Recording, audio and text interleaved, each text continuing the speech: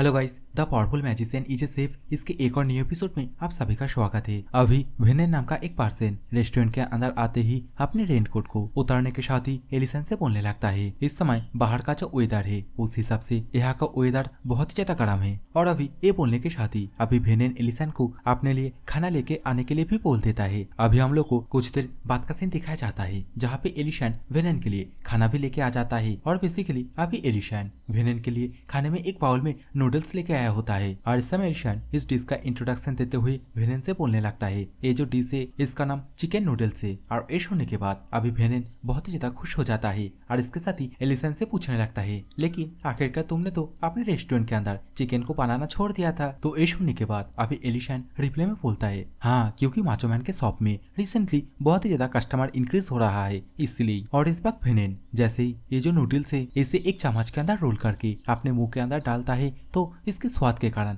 वेनेन बहुत ही ज्यादा खुश होने लगता है और खुशी के मारे बोलने लगता है सच में बारिश में भीगते भीगते यहाँ पे खाना खाने के लिए आना ये पूरी तरीके से और थे। वेनेन इस वक्त खाना खा ही रहा था तभी वेनेन सामने की तरफ देखता है एक छोटी बच्ची मतलब रूरिन इस वक्त अपने हाथ में एक छोटा सा कपड़े का टुकड़ा पकड़ते हुए एलिसन से ये बोलती है आखिरकार तुम मुझे ये सब कुछ साफ करने के लिए मतलब पोछा मारने के लिए क्यों बोल रहे हो। लेकिन इस समय एलिसन रूरिन की ये बात सुनने के बाद रूरिन को शांत कराते हुए बोलने लगता है अरे रुको रुको, तुम क्या बोल रहे हो और तुम इतना भी ज्यादा गुस्सा मत हो क्योंकि अभी भी हम लोग के पास कस्टमर बैठा हुआ है। और इस समय वेनेन इन दोनों को इस तरीके से बात करते हुए देखने के बाद अपने मन में ही कुछ सोचने लगता है और इसके साथ ही एलिसन से पुकारते हुए बोलने लगता है मिस्टर एल, क्या तुम कभी भी कुछ ऐसा डिसीजन बनाए हो जिसके कारण तुम्हें तुम्हारी लाइफ में रिग्रेट फील होता है। और ये बात सुनने के बाद इस वक्त एलिसन बहुत ही ज्यादा सरप्राइज हो जाता है और इसके साथ ही वेनेन से इस बात का मतलब पूछने लगता है। तो इसके रिप्लाई में अभी वेनेन एलिसन से बोलने लगता है कुछ ऐसा डिसीजन जो कि अगर तुम्हें टाइम में पीछे की तरफ भी लेके जाए फिर भी तुम उस डिसीजन को बदल नहीं पाओगे। एक ऐसा डिसीजन जब तुम अपनी आंखें क्लोज करोगे तब तुम्हें पुरानी बातों को बार बार याद दिलाएगा और इसके साथ ही हर बार दिल टूटेगा और शायद ऐसा नहीं भी हो सकता है और तुम्हें देख के यही लगता है तुम अपनी वाइफ के साथ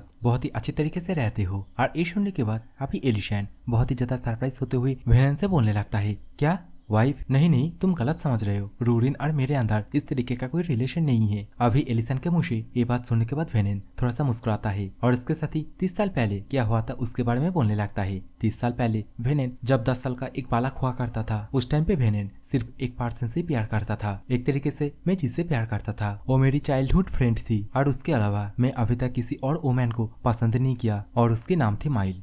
चाहे टाइम कितना भी ज्यादा बीत जाए मैं कभी भी उसका नाम भूल ही नहीं सकता। लेकिन इस समय एलिसन वेनेन के मुंह से ये सब कुछ बात सुनने के बाद बहुत ही ज्यादा सरप्राइज हो जाता है और वेनेन से बोलने लगता है माइल, इसका मतलब तुम उससे पूरे 30 साल तक उसे पसंद करते आए हुए हो लेकिन तुम अभी तक अपना जो फीलिंग है उसे क्यों नहीं बताए हो। तो इस समय वेनेन बोलने लगता है जैसा कि अभी अभी मैंने तुम्हें बोला उस टाइम पे भी मैं भी कुछ ऐसा डिसीजन लिया था जिसके कारण अभी भी मुझे रिग्रेट फील होता है। और ये बोलने के साथ ही अभी वेनेन बचपन में क्या क्या हुआ है उन सभी को एलिसन को बोलने लगता है। और इस समय वेनेन एलिसन को जो कुछ भी बोलता है उसे मैं आप लोगों को शॉर्ट में समझा देता हूँ। अभी के टाइम पे निबा निबी जैसे एक दूसरे के साथ प्यार करता है, सातों जन्म एक साथ रहने की बात करते हैं, लेकिन जब निब्बी थोड़ा मैच्योर हो जाती है तो निब्बी किसी और के साथ ही शादी कर लेती है और जो निब्बा है वो रोते हुए बस इंस्टाग्राम में अपना रील डालता है। और अभी ये सेम सिचुएशन वेनेन के साथ भी हुई है। लेकिन इस समय कहानी में एक ट्विस्ट आता है जब वेनेन को पता चलता है कि जो माइल है उसकी शादी होने वाली है। तो उस समय वेनेन अपना बाचा कुचा ताकत इकट्ठा करने के बाद फाइनली माइल को उसके प्रति जितना भी फीलिंग है उन सभी को बताने के लिए राजी हो जाता है। लेकिन उस समय वेनेन जैसे ही गुलाब का एक गुलदस्ता लेके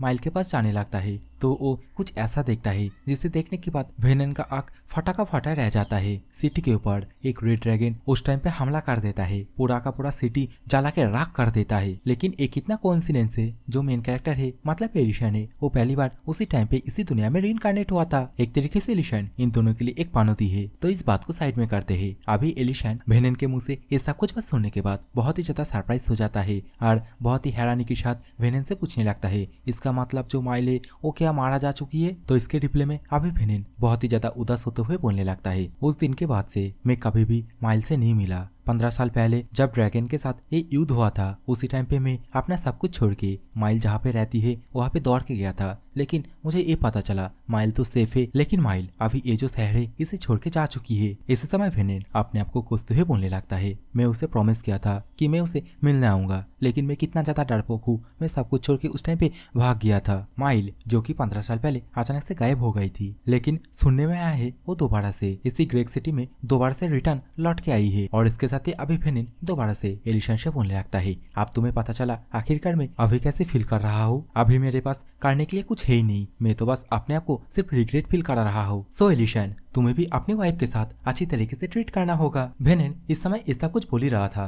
तभी हम लोग को रूरिन को भी देखने के लिए मिलती है, जो कि इस समय खांसते हुए बोलने लगता है, एलिशन आखिरकार क्या कर रहे हो? लगता है मुझे सर्दी हुई है, मुझे खांसी भी हो रही है और तुम्हारी वाइफ मारने की कगार पे है। इस वक्त हम लोगों को दोबारा से वेनेन को भी देखने के लिए मिलता है, जो कि इस वक्त अपने रेनकोट को दोबारा से पहनने के साथ यहाँ से जाते हुए बोलने लगता है एलिशन से, एलिशन अगर तुम्हारी वाइफ कल तुम्हारे साथ ना भी रहे फिर भी तुम्हें कभी भी रिग्रेट फील नहीं होना चाहिए। और ये बात सुनने के बाद इस समय एलिशन वेनेन से बोलने लगता है, वेनेन आखिरकार तुम क्या बोल रहे हो? रूरिन वो तो मेरी वाइफ है ही नहीं। और एलिशन का ये बोलते ही अभी हम लोग को रात का सीन दिखाया जाता है, जहाँ पे रूरिन अपने बिस्तर पे आराम से सो रही थी। इस वक्त हम लोग को एलिशन को भी दिखाया जाता है, जो की रूरिन के साइड में बैठ के रूरिन की तरफ ही देखते हुए अपने मन में ही सोचते हुए बोलने लगता है, किसी को 15 सालों से मिस करना, लेकिन रूरिन के लिए ये शायद से 150 ईयर से। और ये सोचने के साथ ही अभी एलिशन दोबारा से अपना शक्ल बनाते हुए बोलने लगता है, लेकिन मैं रूरिन के मामले में इन्वॉल्व क्यों हो रहा हूँ? और ये बोलने के साथ ही अभी एलिशन यहाँ से जाते हुए बोलने लगता है, अगर वेनेन ये बोल रहा है कि माइल अभी भी ग्रेग सिटी में रुकी हुई है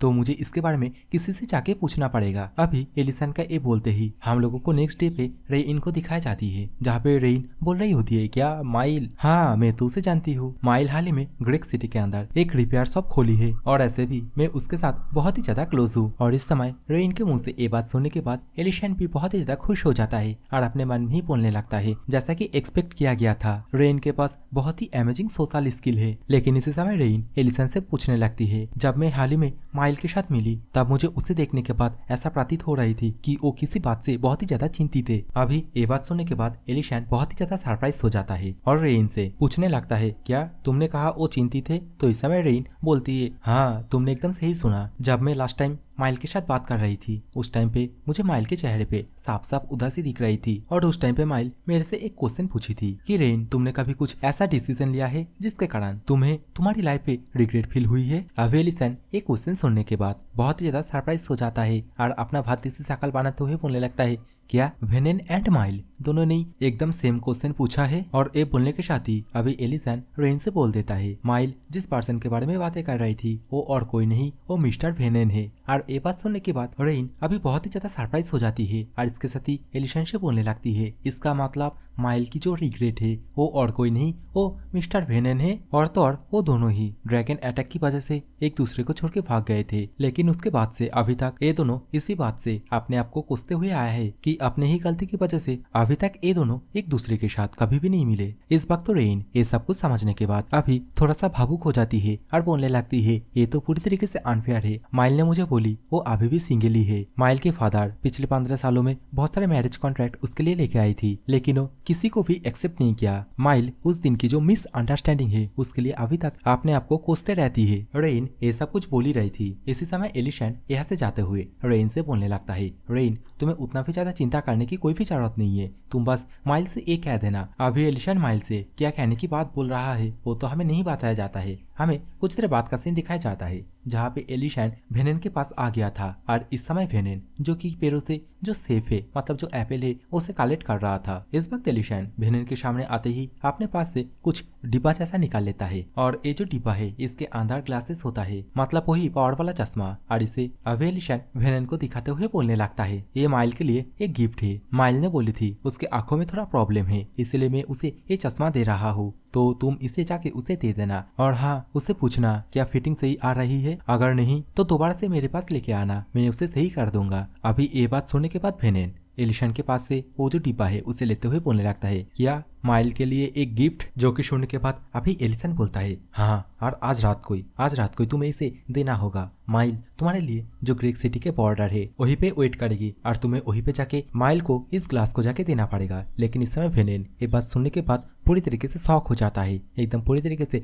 सदमे में चला जाता है और एलिशन से बोलने लगता है, क्या आखिरकार तुम क्या बोल रहे हो? मैं उससे नहीं मिल सकता। तो ये बात सुनने के बाद अभी एलिशन वेनेन से बोलने लगता है, क्या तुमने ये नहीं बोला था तुम कुछ ऐसा डिसीजन लिए हो जिसके लिए तुम्हें अभी भी बहुत ही ज्यादा रिग्रेट होता है? और ऐसे भी ये चीज किसी के साथ भी हो सकता है। इस दुनिया में ऐसा कोई भी व्यक्ति नहीं है जो कि कभी अपनी पूरी जिंदगी में मिस्टेक नहीं किया है, और तो और तुम्हें ऐसा कोई भी नहीं मिलेगा जो कि पहले से जो फ्यूचर है उसे प्रेडिक्ट कर पाया है। और मुझे जहाँ तक लगता है तुम्हें ऑलरेडी पता है आखिरकार तुम्हें क्या करना चाहिए। अभी एलिसन का ये बोलते ही हम लोगों को रात का सीन दिखाया जाते हैं जहाँ पे वेनेन एलिशन के बताए हुए लोकेशन पे आने लगता है। और इस समय वेनेन चलते चलते अपने मन में ही बोलने लगता है, मुझे ऐसा लग रहा है अचानक से मेरा जो स्टेप है वो बहुत ही ज्यादा हेवी हो रहा है। और इसके साथ ही वेनेन बहुत ही ज्यादा डरते हुए अपने मन में ही सोचने लगता है, क्या होगा अगर वो मेरे से मिलने के बाद बहुत ही ज्यादा गुस्सा हो जाए तो, मुझे डरपोक बोले तो, क्योंकि उस टाइम पे मैं माइल को छोड़ के भाग जो गया था और ये चीज पूरे 15 साल हो गया है। अभी इसी डर के साथ वेनेन अभी चलते चलते एक पेड़ के पास आ जाता है। इस वक्त हम लोग को पेड़ के नीचे एक और लेडी को दिखाई जाती है जो कि पेड़ के नीचे किसी के लिए वेट कर रही है। और ये लेडी और कोई नहीं, ये माइल होती है और माइल यहाँ पे वेनेन के लिए वेट कर रही है। और इस समय पीछे से माइल को देखने के बाद वेनेन बहुत ही ज्यादा भावुक हो जाती है। वेनेन के आंखों से आंसू भी आने लगती है। वेनेन बोलने लगता है, अभी ये चीज पूरी तरीके से पॉइंटलेस है। लेकिन इस समय माइल अपने पीछे किसी को आते हुए अनुभव करने के बाद जैसे पीछे की तरफ पलट के देखती है तो माइल को अभी वेनेन दिखता है। इस समय वेनेन जो कि बहुत ही ज्यादा डरते हुए और पसीना बहाते हुए माइल से बोलने लगता है, माइल क्या ये तुम हो? और इस समय वेनेन जो ग्लास का डिब्बा है उसे कस के पकड़ लेता है और अपने मन में ही सोचते हुए बोलने लगता है, मैं कितना ज्यादा बुद्धू हूँ, मैं दोबारा से यहाँ से भागने वाला था। वेनेन इस वक्त अपने मन में ये सब कुछ सोच ही रहा था, तभी सामने की तरफ से माइल वेनेन से बोलने लगती है, वेनेन उस दिन के बारे में मैं तुम्हें कुछ बोलना चाहती हूँ। और ये सुनने के बाद अभी वेनेन बहुत ही ज्यादा डर जाता है क्योंकि उसे ये लग रहा होता है कि माइल उसे उस दिन के बारे में बहुत कुछ बोलेगा। लेकिन इस वक्त वेनेन अपने आप को थोड़ा शांत करता है, अपने आप को थोड़ा रिलैक्स करता है और इसके साथ ही माइल से बोलता है, मुझे भी तुम्हें कुछ बोलना है। और वेनेन का ये बोलते ही अभी माहौल थोड़ा सा शांत होता है।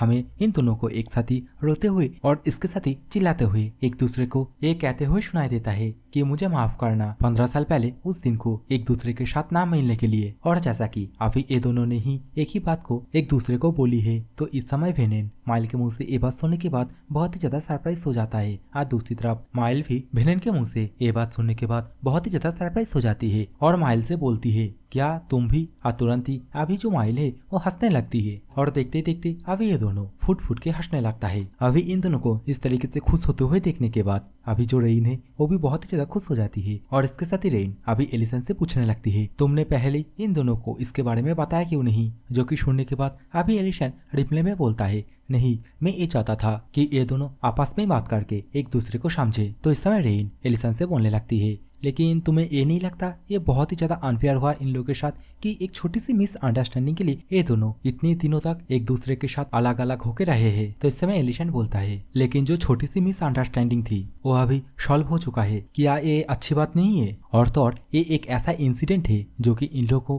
पूरे 15 सालों तक परेशान करते हुए आया है, लेकिन आखिरकार ये दोनों एक दूसरे के साथ मिल ही गए हैं। अभी एलिसन का ये बोलते ही हम लोगों को ये पता चलता है अभी ये दोनों मतलब जो वेनेन है और माइल है कुछ दिनों के बाद एलिसन के रेस्टोरेंट में आए थे खाना खाने के लिए, जहाँ पे एलिसन वेनेन के साथ एक कॉन्ट्रैक्ट बनाता है एलिसन के रेस्टोरेंट के बाहर एक बड़ा सा बगीचा बनाने के लिए। और इस काम के लिए एलिसन वेनेन को फुल पेमेंट भी कर देता है। अभी हमें ये भी पता चलता है वेनेन और माइल दोनों ही शादी कर लेता है और ग्रेक सिटी के अंदर एक टाउन के बीच में एक घर खरीद के वहीं पे रहने लगा है। अभी दोबारा से सीन चेंज हो जाता है। हम लोग को एलिशन और रूरिन को एक जगह पे खड़ा हुआ दिखाया जाता है जहाँ पे रूरिन अपने हाथ में एक एप्पल को लेके खड़ी हुई थी। और इस समय एलिशन रूरिन से बोलने लगता है, सच में तुम्हारे बिल बनाने के लिए एक बहुत ही बढ़िया जगह मिला। तो इस समय रूरिन एलिशन को रिप्ले में बोलती है, तो क्या हुआ, ऐसे भी तुम मेरे साथ थोड़ी रहने वाले हो, तुम तो रेस्टोरेंट के अंदर रहोगे। अभी रूरिन के मुंह से ये बात सुनने के बाद एलिशन पूरी तरीके से खामोश हो जाता है। और वेनेन ने एलिशन को जो बोला था कि कभी भी तुम्हारे अंदर